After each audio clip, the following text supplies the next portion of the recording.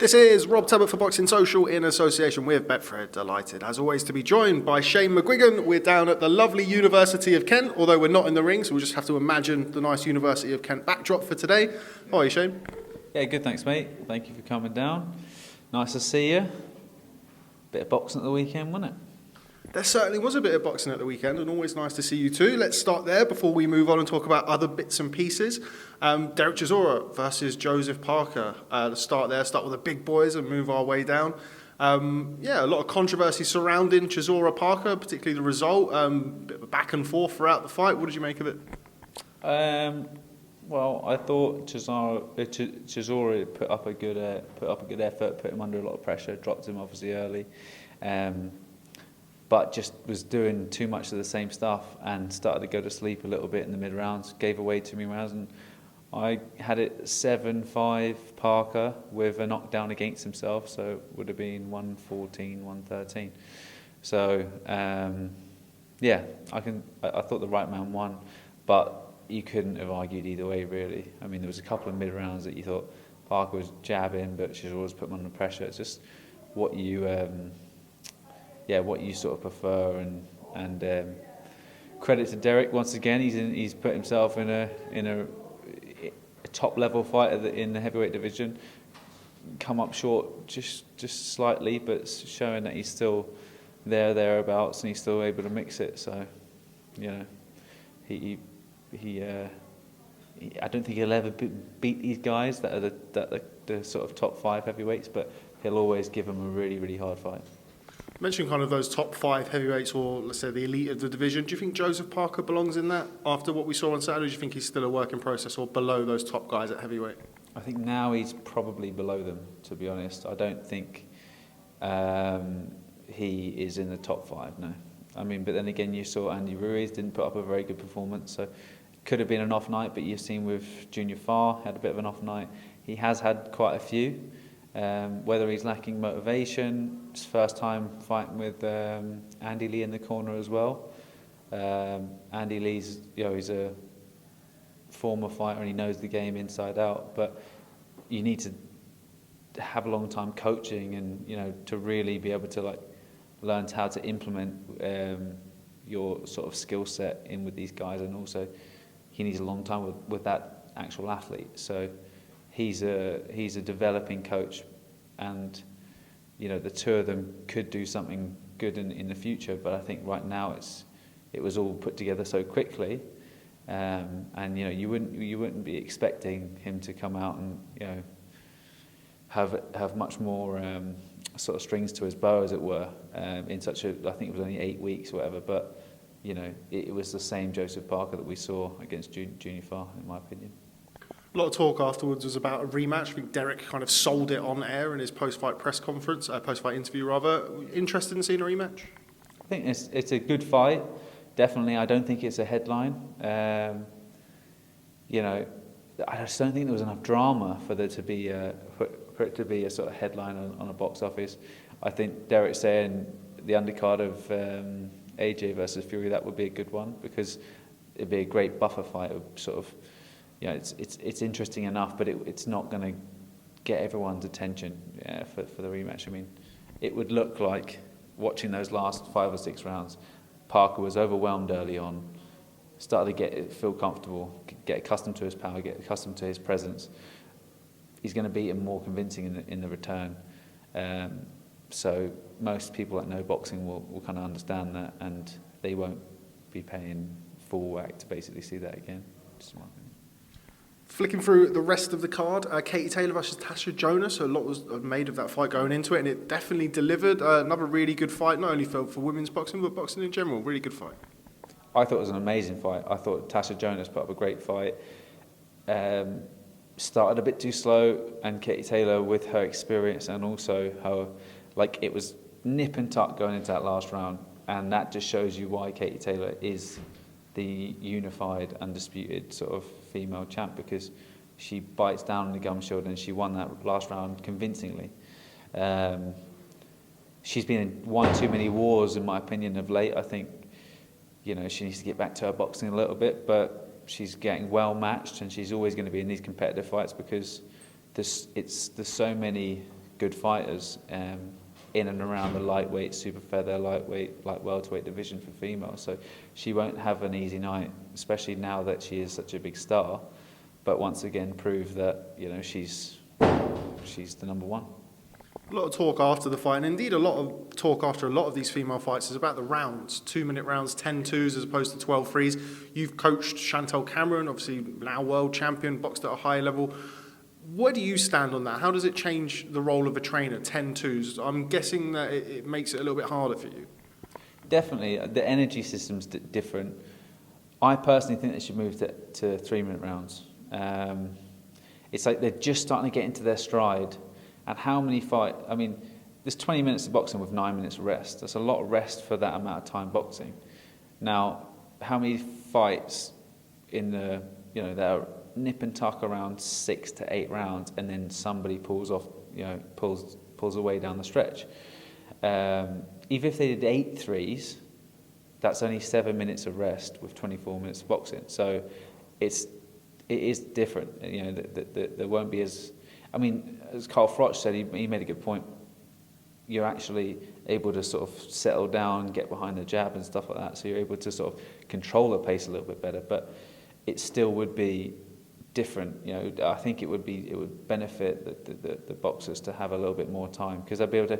They won't be just getting going. I remember when I was training Chantal, she is a 3-minute round fighter, so she was just getting into her stride in a minute and a half, and then the round would go, and then she's, they've got a full minute to recover, and she's getting back into her stride again. So, I think even like if they did 8 threes, 10 threes, it would be a big change. But once again, those are the rules, and they've been in place for such a long period of time. And then you're going back on yourself to say, would this fight have changed if that had been 3-minute rounds? But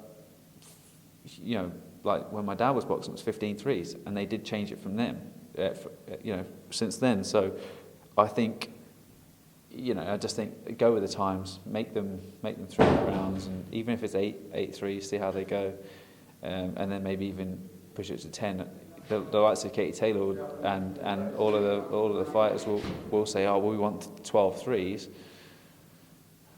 but maybe just start with 8 threes or 10 threes, and and see where it goes from there. But female sports of like 110-meter hurdles, they're 100-meter hurdles, so it's like there's always been a couple of like bits of discrepancies. So I don't know. It's up to the governing bodies to decide. But I think if one of them, like the WBC or something, took the jump, I think the other ones will follow. Elsewhere on the card, we saw the return of Dimitri Bivol, who's been out of the ring for the best part of a couple of years, if not slightly longer. We saw him in a very competitive fight, for certainly large portions of it, against Craig Richards, albeit, certainly one of the scorecards didn't necessarily reflect that, but good fight. What did you make of it? Great fight. I thought Craig Richards did a great job of really putting him under pressure. He's too happy to give away rounds. I still think he's improved, by the way, immensely. And Peter Sims has done a great job training him and quietly training him up behind the scenes and just building him up. And they chucked him in too early against Buglioni all those years ago. He was a super middleweight, and then he jumped up to light heavy. Hadn't quite filled out into the frame, but then obviously spent time maturing into that weight. He had a couple of good wins, obviously again for the British title and the last one. So. It was a huge gamble, but it showed that he's more than capable of mixing it at that level. I said Boazzi versus Richards would be a fantastic domestic fight. Even Richards versus Callum Johnson would be a great fight. I know Callum Johnson would feel that he's a step above that, but it's still a great fight. And he's boxed on the Channel 5 platform. Yeah, he's definitely boxed on the BT platform. He's just one of these guys that's going to throw himself in for opportunities. He come down and sparred Lawrence, and he jokes saying he won 12 rounds, and we said, all right, well, it's Lawrence here, you've got a massive size advantage. But I said, look, why don't we settle for 8 rounds, thinking that I don't think he would have got through the 8 rounds, just because I know Lawrence is a huge cruiserweight, but he got through the 8 rounds and held, and gave a good account of himself. So I was really impressed with him when he came down to spar. and I think he has a great chin. He's got good attributes. Lacks a little bit of explosiveness. I think it's there, but he just doesn't. He pots out quite like sort of decent punching power. But if he just got a little bit more snap into it, I still think there's a lot to do with him. But Bivol, just with his amateur experience and his professional experience as well, just was able to nick the rounds, and it was definitely an under-par performance from him. But I don't think that's necessarily due to him being out of the ring. I just think it's down to him being in front of Craig Richards. Do you know what I mean? Someone that can take his punching power and was starting to push him back. And throughout the fight, Craig was growing in confidence round by round. So, he did the same against Bugliano. He did the same against Bivol. I think that's just going to make him a better fighter. And I still think there's plenty for him to achieve in this sport. Definitely. You mentioned being impressed with Craig Richards' performance and not so much with Dimitri Bivol. We've heard for a number of years now that he could make 168 pounds. Do you think he's too undersized for 175 at light heavyweight? Well, I think that could be the case if he wasn't performing and winning, but he is. He's still winning, and he looks reasonably lean. I think he definitely looked a size smaller than Richards in there, so I think he could, at a stretch, go down to it. But when someone's sat at the weight for so long, and then you bring them down a weight, I mean, you see it all the time. People, they get a bit fragile. You look at Andy Lee, for instance. He was middleweight for so long. He moved down to light middleweight against Jackson, but he was well under par in that performance, and then turned it around with a right hook. But then he went straight back up to middleweight because it just didn't suit him. It was just a tiny stretch, like one little. Even if it's just 1 or 2 pounds when you're dry, it can literally. You've got 36 hours to rehydrate, but it can just take all of the legs away from you. So, if I was in Bivol's corner, I'd probably advise against it, just because there's just no need. Unless he wants to become he'll never move up to cruiserweight. But if his aspirations are he wants to become a 2-weight world champion, then yes. But he wants the undisputed. I mean, he said that he wants the undisputed title against Better Bio. So that's a great one. But I think on recent form, you've got to go with Better Bio. Which was going to be my next question, but you've taken that away from me. Chris Eubank Jr. Now, long-awaited return. He hasn't boxed since the same night as Ruiz Joshua 2 against Matvey Korobov, somebody I know that you're a huge fan of once upon a time. Matvey Korobov, that is. What did you make of his performance? We were waiting to see, Chris Eubank under Roy Jones Jr. I think it's fair to say it was a slightly indifferent performance against Marcus Morrison, where, I think he was looking to get the rounds. What did you think? I thought he looked flat. Obviously, he could have gone through the gears, but he tried later on in the fight and he just couldn't find it. We were just talking about weight, dropping down a weight. It looked like, even though he's not a huge super middleweight, he's comfortable there. It looked like he lost a little bit of his size. He looked a little bit, I'm going to put it out, he just looked a little bit fragile and didn't look like he flat and, just not as full of vigour as he normally does. He'd already established himself at super middleweight. I don't understand why he's now coming back down. If he can get the Andrade fight, that's probably his target. But there's plenty of fights out there for him at super middleweight. So I don't know. He's been in the gym a long time with Roy Jones. I think he's there for a year and a half or something without a fight. But I can't remember who was commenting on it, but they were saying that he's been. I think it might have been is it Andy Clark that was doing it? I think he was doing it earlier on. I think he was saying that they were doing a lot of tech sparring and stuff. Now, I don't agree with tech sparring. I just don't think it's beneficial. It's beneficial for certain fighters, but definitely not for a nutritional guy like him. He's not got the one-punch knockout power of his dad. He's not as naturally slick as someone like Roy Jones. So that would really work for Roy Jones to be able to just pull people about. There was rumours about him sparring guys that were, not even capable of having an amateur fight, and he would just pull them around and try things out, and because he was so gifted. But I wouldn't do that with someone like Chris Eubank Jr. because he's a guy that has to grind himself into shape. He has to spar hard because he figured it out with himself years ago. because he used to sort of ponder and sort of pot shot, and then after the Billy Joe fight, you could see he just realised, okay, I can't knock guys out with one shot. I'm going to have to put them together, push them back, set the pace high. Things that his dad just didn't need to do because his dad had more power. So don't go back on himself. Don't go back there because that's not what worked. You know, if he'd have stood off De Gale, he probably wouldn't have won it. You know, the fact that he did walk him onto a few shots, but then he went through the gears, and you know. It'd be interesting to see how he goes in the next one, in the next sort of 12 months, because it's now or never for him. You know, he's a good athlete. He's definitely got years in him. I think he's about a year younger than me, so he's like 31. So he needs to really crack on, because he will be boxing, if he wins, until he's 35, 36, but no more. Well, at the top level anyway. So that's a small window. And if you're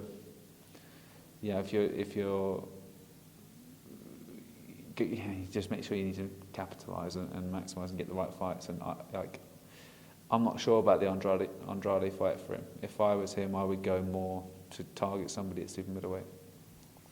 You mentioned there about wanting to get the rounds in, and kind of a lot of people have said after the fight that that's what it seemed to look like. He had Marcus Morrison visibly hurt in the second round and then took a step or several steps back into the middle of the ring. What would you do if that was your fighter? Are you a fan of things like that, or what was your thoughts when that was happening? I'd just get rid of them. You know what I mean? Like, you get the rounds into sparring, you don't get the rounds in the fight. It's an entertainment business. He's after a pay-per-view date in the summer. You can't have a pay-per-view date after pulling the guy around for 10 rounds. You need to make statements, and you know, he's always been one for making slightly weird decisions. But at this stage, you've made your bad moves. Don't pull somebody around just because you want to get the rounds in. If you want a pay-per-view date in the summer, go out there and make a statement. Marcus Morrison isn't on his level, and he should have showed that, but he didn't. He tried things out, and it wasn't for me, to be honest. Final one on that card. Campbell Hatton returned, is now 2-0. Again, I think it was an improvement on his first fight, but inevitably, as you all know, as the son of a boxing legend, famous father and famous surname, subjected to more scrutiny than your average 2-0 fighter. What did you make of his performance, and what do you make of kind of the Campbell Hatton journey so far, and where it could potentially lead to? I thought it was a massive improvement from his debut. I was actually pretty impressed with the way he didn't look gassed. He looked like he was comfortable in there. It's baby steps with him. Do you know what I mean? He's a really nice kid. His dad's, got a wealth of knowledge and experience, and I think they're doing the right thing. I actually talked to Ricky about it when they announced that he was turning pro, because he was in the AJ bubble. I said, it's a really good thing that you're doing, that you're just taking a step back, because my dad used to coach me, basically. And, I brought Lee Pullen in, who now works for GB, but it's sometimes a little bit too much, and, you kind of try, you naturally will fight like your dad anyway, so he's probably watching tapes, and then if he's getting trained by Ricky as well, I don't think that won't be the best, role. I think Matthew worked a lot with Lee Beard over the years. He worked with them. I think went and did some stuff with the Mayweather camp as well. So, and didn't have the same attributes as Ricky. He was a bit more of a counter puncher. So, I think it's a good little setup. I'm excited about his journey. I don't really want to put much pressure on him, because I don't think he doesn't need it. You know what I mean? He doesn't. And it's baby steps with him. They're doing the right thing with Matchroom. Just try and keep him winning. Try and keep test him at the right times. They did a good job with Conor Benn. Look how much he's improved recently. I know his last two opponents haven't, like Vermella and Vargas, they're both coming off losses, but still they're at top level with their losses, and they're matching him well. So this is do you remember Conor Benn also had it in about nearly a year out at one stage? I think it takes this process takes time. He doesn't need the pressure, but he needs to try and do media to draw attention to himself, obviously, because it's part of the business. But learn your craft and just, don't try and impress all the time, and just take it in its stride, basically. When you're coming through and you're trying to forge your own career as a fighter, and you've got, in your case, a Hall of Fame father, and people, when you were making your way as an amateur, I'm sure, were constantly talking about your dad. What's that like for you when you're trying to make your own stamp in the sport? It's really hard. I mean, at the start, I actually boxed under my middle name, but my name in is Shane James, and Dad was sort of sat back. I think I had a load of gym bouts under that name. And then I, obviously started boxing, and people put two and two together. But there was, I boxed in the Ulster Senior Finals, and there was about 1,000, maybe 1,100 people in there. And the year before, there was like 70 people that turned up to the finals. Do you know what I mean? So there was just a lot of pressure, and it is tough. But it's more going. I found actually more going to other gyms. So I figured out what gyms I could go to. Like Earlsfield was good because Bradley Skeet was down there, the Garvey brothers were down there, Sid was nice, do you know, Sid Khan, and I didn't feel like judged. Do you know what I mean? I could just go and work in with the guys, and the army barracks was good as well. So but people want to chin you every time you go in a spar. Do you know what I mean? And that's just the way it is they want to be the guy that knocks out fucking Eubank Jr, Conor Ben, McGuigan, you know what I mean? Now Campbell Hatton. So protect him as much as you can, but it's at the same time it's a dangerous sport, and you need to, he needs to learn his lessons. So yeah, it's never easy, but he's chose to do it, and fair dues to him. Final one on this past weekend's action before we move on and talk about your fighters. Andy Ruiz, the return of Andy Ruiz, a svelte Andy Ruiz, 37 pounds off since the Anthony Joshua rematch. Not all his own way against Chris Arreola, dropped in the second round, and a very competitive fight at times. Admittedly, the scorecards didn't necessarily reflect that, but what did you make of his return to the ring?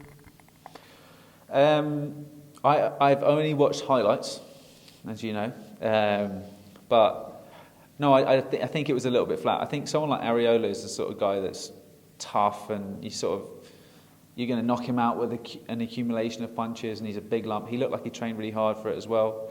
But Andy Ruiz, it's strange. Like, cutting weight is a real fine art, and there's a line. Do you know what I mean? I remember when people get too light sometimes, and they've sat at a weight, and then they're dropping with their weight gradually, they can definitely lose their punch resistance. You saw Derek Chisora look like he was in the best shape he possibly could ever be for the Dylan White return, and then got knocked out. And he looked the whole fight. He looked fragile the whole way through the fight, and it wasn't meant to be for him. He doesn't. He's a guy he's a thick set lad. He takes a good shot when he's heavy. With David, myself, when I was training David, he wanted to come in at 97 kilos, 96 kilos. I says, no, you've been sitting around 105 for too long. If you drop your weight and you get too light, you'll get fragile. And, obviously the fight happened and his Achilles, snapped and stuff like that. But he didn't get buzzed once throughout that fight. And in return, he came in light, and he was getting hurt all the time. So, especially, someone like Andy Ruiz, he's just naturally going to be quite a heavy, thick-set lad. It's just the way he is. It's not a bodybuilding competition.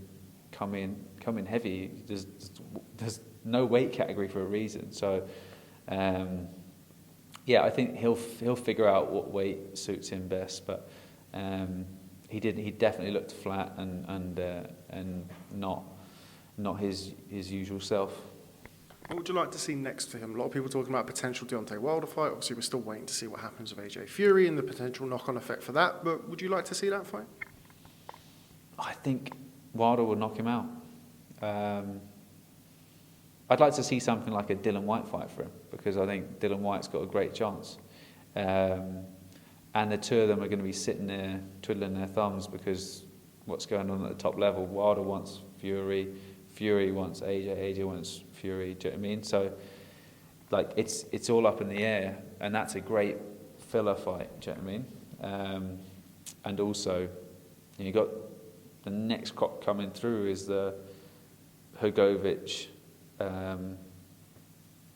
Jagba, even Michael Hunt is kind of in that category as well. Like those guys are sort of separate, but I think, you know, Ruiz, Dylan White, these guys have already gone past that level, and they've just killing the clock. So if I was Ruiz and Dylan White, I'd try and get that fight, and also what a fight.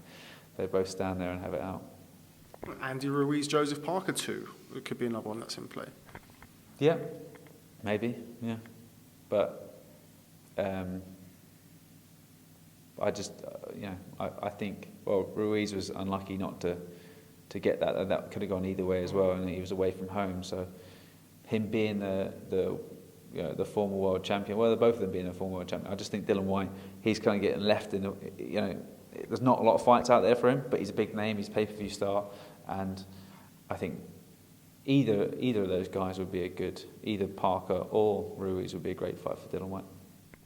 Okay, moving on to McGuigan's gym fighters. That's, of course, what we're down here to talk about today. Let's start off with the new WBO Cruiserweight champion. Not so new now, but still technically new WBO Cruiserweight champion, Lawrence Okolie. Looking slightly bigger than a cruiserweight over there. Looks like he's enjoying some time as world champion. He's enjoying his book launch. I mean, he's going around to all these different events and snacking. No, but he's been a lot bigger than that. So I'm not that worried, to be honest. But yeah, we're just sort of sorting out, speaking to Will Harvey from 258 today, sorting out the next steps, and going to be interesting. Yeah, I mean, like there's a couple of big fights out there, but I think there's Prasovic or Vich that we have to sort that mandatory situation out. So there's a couple, there's the WBC McCarthy that we want as well, but he'll probably be out in July, August. I was just about to come on to that kind of the mandatory. Has there been any kind of, obviously winning a vacant belt, it's not uncommon to have a mandatory thrust upon you. Has there been any time scale for that? You're saying June, July, you're still waiting for potential dates? Well, we're trying to sort out a deal with Dylan Prasovic, and if we can't sort out, then we'll have to go to Burspid. So Eddie's obviously in control of that, but I have spoke to him, and I've also spoke to Will. So in an ideal situation, it would be nice to pay him a little bit of step aside money and box at WBC in the unification. We've also, there's also the Bradis fight out there. He wants to obviously go up to heavyweight, but spoke to the guys at Wasserman as well, and he's looking at a fight as well. So there's a couple of options. I just don't think the next one will be that one. It's just this mandatory situations that we might have to get rid of first, and then look for the big ones. Noticed any change in Lawrence at all? I mean, he's always been pretty confident and pretty outlandish anyway, but since he's come back in, the new world champion, or is it very much business as usual? Very similar. He brings his belt everywhere he goes, but I mean, he deserves that, and he's earned it. But no, he's got his book launch. He's always the kind of guy that's got lots of stuff on the go, likes to keep busy, but it never affects his boxing. So we're only doing 3 days a week or 4 days a week at the moment, so we're just sort of ticking over. But he's motivated by success, and he wants big fights, and we're going to have to keep him stimulated. But nothing's really changed yet. I think he does appreciate the fact that he can watch his fights back now, and also the praise that's come off the back of it, because it was a punch perfect performance. Looked great, looked like a different fighter. So obviously that's down to the work that he's been doing with me, but it's also him that's able to implement it and stick to instructions and dedicating himself, hiring a house, putting sparring partners in there, spending money on his camps, doing everything right.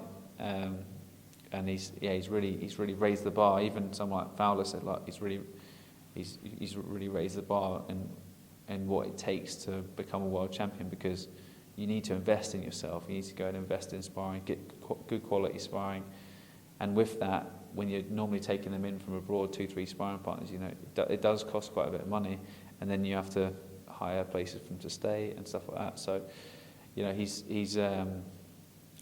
definitely knows. Well, he definitely puts a lot into his boxing, even though he's doing his rapid and all that other stuff. Like he puts a lot into his boxing. So you mentioned kind of him doing it in such fashion where, I mean, he said himself, we spoke about it, the Matty Askin fight, the Isaac Chamberlain fight, and one or two others haven't been, you know, the greatest of watches, but being able to get him over the line as world champion is one thing, but getting him to do it in such style must be such a proud accomplishment for yourself as a trainer. Yeah, definitely. It's my fourth world champion, but I think as a product, he's one of the, you know, he's a real sort of star pupil because, you know, he was he wasn't unwatchable, but he would either knock guys out early or he would just drag it out, you know. And in Garbu, for instance, that was getting an ugly fight, but he pulled it out of the bag, and I think that gave him a lot of confidence to realise, like, you're giving these guys a rest when they're in close, you know, and having the confidence in his legs and his movement, but the intensity that we train at it's just a step above than what he was training before. So he knows that he's got the fitness in his legs, he's got the fitness in his movement, and anyone will tell you that does pads with me, it's like doing it. It's sometimes harder than sparring. So, you know, it definitely gets them really, really conditioned. So, yeah, proud of the achievements, but want to get him to, you know, unify first, and then go for the undisputed, and then see what else is up there, you know, up at the heavyweights, the big boys. Hopefully by then, you know, you'll have the Furies and Joshua's might be tailoring out the end of their career, and there'll be a few belts lying around, and we can make him a 2-8 world champion. Leaving all of the belts at cruiserweight vacant for Chris Billam-Smith, who we'll come on to next. Dion Juma has just signed with MTK, which signals to me that he's going to be returning to the ring. He's now no longer under Steve Goodwin's management. Does that mean we could potentially see Chris Billam-Smith versus Dion Juma for the British title? We've been waiting for it now for months and months. Maybe, but we've got a fight sorted for Chris. So in July 31st, can't announce it yet, but it will be for a title. It will probably be announced in a week and a half, 2 weeks' time, around May the 17th, probably something like that. That will be the date that we'll announce it. So we're just working towards that, really. And if the Dion Juma fight comes about, then so be it. But interesting one with Dion. I mean, I think he's had about 4 or 5 operations on his eye, so I just worry that it's going to be another anti-Agogo situation, and he's going to have constant trouble with it. But he's dedicated a lot of his life towards boxing, and I know it would be very hard just to say, all right, I'm putting my health at risk here, I need to just pack it in. But roll the dice maybe once again, put 1 or 2 extra shots, and you could be blind in that eye for life. So I don't know. It's up for, you know, that fight. It's still mandatory, I think it is with the British. So we'll see. I appreciate you can't speak about Chris Billam-Smith's opponent, but you mentioned May the 17th. On May the 15th, Tommy McCarthy returns and defends his European title. What do you make of his fight? Yeah, he's in the European defence, so maybe if he comes through that, then we'll see Chris Billam-Smith versus him, which would be a good fight. It certainly would be a good fight. We wait with bated breath to see about that one. Anthony Fowler wants to fight the world. Lately, wants to fight Ted Cheeseman. What's the situation with that? I know he had some things to say on Twitter in the past week, completely out of character for him, obviously. What's the latest of Anthony Fowler? We want... Sergio Garcia is going for... The fight went to purse bids against... I can't remember the guy's name. Charat, the French guy. The promoters won the purse bids. It's now gone back to purse bids because Garcia was going to vacate it and then wants to defend it now. So we would fight Sergio Garcia if it was for the European title. But there's no point if there's nothing, you know, on the line. Ted Cheeseman's number 4, I think he is in the IBF. So we would like, in an ideal situation, to box Ted Cheeseman for the British title, but also an IBF eliminator. And that's down to Eddie to sort of drum that up. But I don't think he wants to fight yet. I think Tony Sims has they manage him and stuff. So I think he wants to be selective. But he's already showed that he tried to step up to European level and he got beaten most rounds. I think it was like 10-2 or something like that. So he has found his level, and that level is British title. Like, that's just the way it is. I think, if he just swerves that and tries to chuck himself into for a world title fight against someone like Charlo, then that's just going to be his payout. You know what I mean? So we'll see what comes about. But it's a fight that I really want for Ant. Not even that it's Ted Cheeseman, it's just because we want that belt. He wants to win the British title. He wants to do it the old-fashioned way. But we had Frampton, that Scott Quigg was he was a British champion at the time. We swerved that. We went for the European title, and then we ended up boxing him at world level. Taylor had Jack Catterall. We tried to get that fight, couldn't get made, so we swerved that. We went for other titles and then moved on. Do you know what I mean? So it's not the end of the world, but it is a title that it would be nice to win. I think with Taylor we went for the Commonwealth instead. So but yeah, it is what it is. Just got to see where Ted Cheese. I mean, he holds the sort of the cards at the moment, but if I was him, I would take Anthony Fowler because it's a great domestic fight. He gets really well paid for it. If he steps up, he's going to get beaten. In my opinion. So why not sort of fight Anthony for a big domestic showdown? Scott Fitzgerald come back last week, but he was 163 pounds or something like that. I don't think he can. 169. Oh, was it? Oh. Well, he can't make. We're going to be. Ant's going to be boxing on July 31st, I think. Maybe August the 7th, but that's the date he's boxing. If we can, Anthony Fowler will box Scott Fitzgerald at middleweight. If he can't do light middle, he'll box him at middleweight. But in an ideal situation, we want Ted Cheeseman for the British title. Yeah, I think Eddie, I was going to come on to Scott Fitzgerald next. I think Eddie was saying that he sees him having a couple more fights. I think the next fight to get down to about 160 pounds. Considering what we saw from him, obviously he's been out of the ring for a long time as well. Do you think that fight, realistically speaking, is not in the immediate future for Fowler? It's just one of those ones that is like, we'd be sick talking about it for years. So just get on with your career.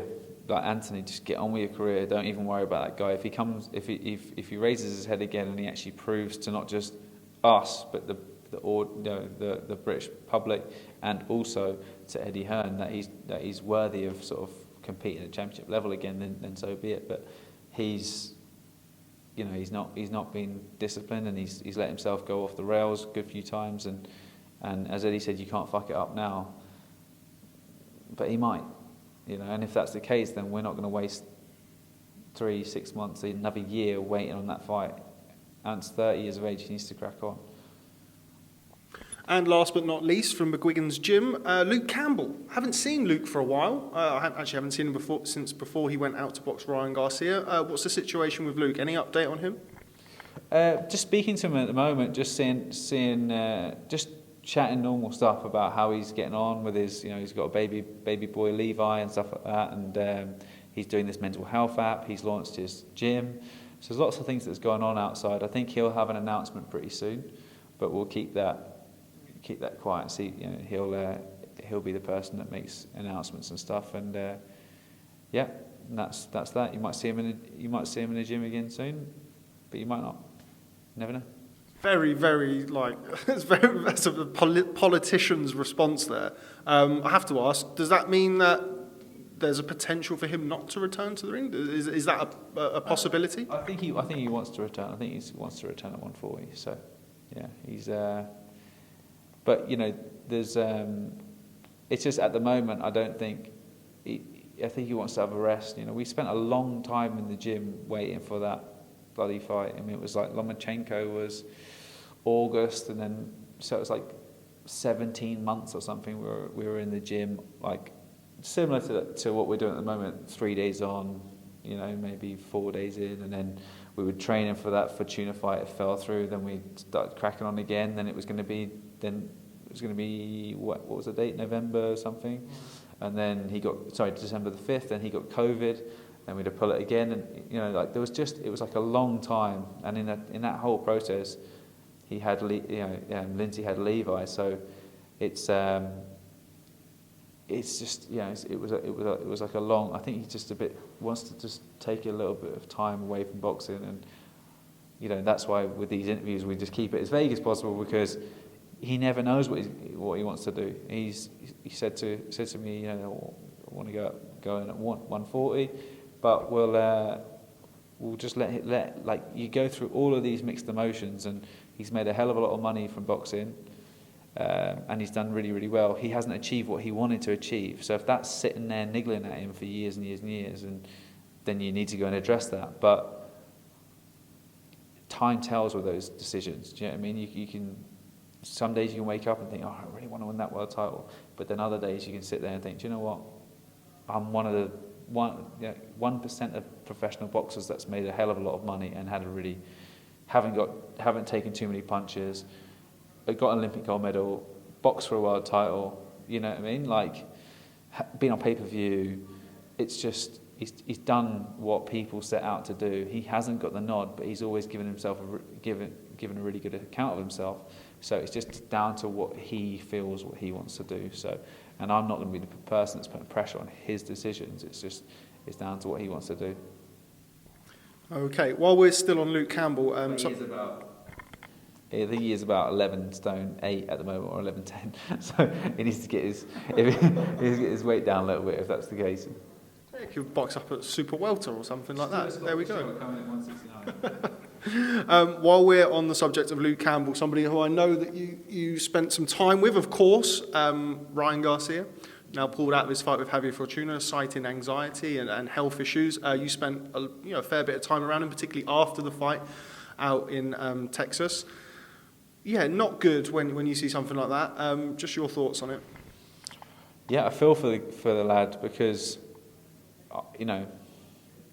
everyone suffers with certain issues and stuff, but I had a few batches in my life that I've suffered with severe depression and anxiety, and I never was vocal about it, and and there was a lot of pressure on my shoulders and stuff, and at the time I felt like, I wish I could just get out of this situation, but I had so many people relying on me and stuff like that, and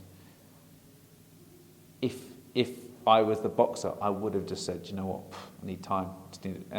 And these, if you get the help, and if you actually address situations, and it's pressure, that's what it is. People don't understand it's the pressure that people go through day in, day out when it comes to being in front of the camera and the limelight and stuff, and he has that times a million. Do you know what I mean? So I feel for him, but I think he's doing the right decision. He's still really, really young. He can fight. He's a good-looking kid. He can talk.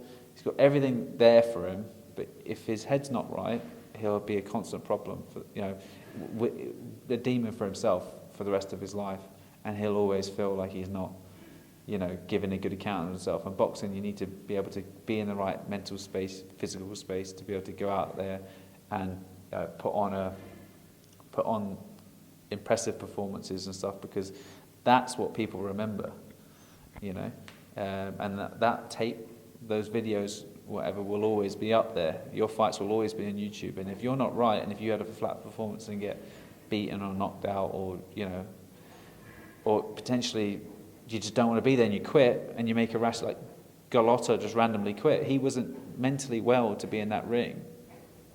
You just don't want to do that. You have to make sure you look after number one, and it's such a current topic, mental health and anxiety and depression. So just sort yourself out. Go off social media. Just look. I know he's had some troubles with his missus as well. He's got some young. I think he's got 2 young daughters, I think it is. So as well. So just look after number one, and boxing will always be there. That's the way it is.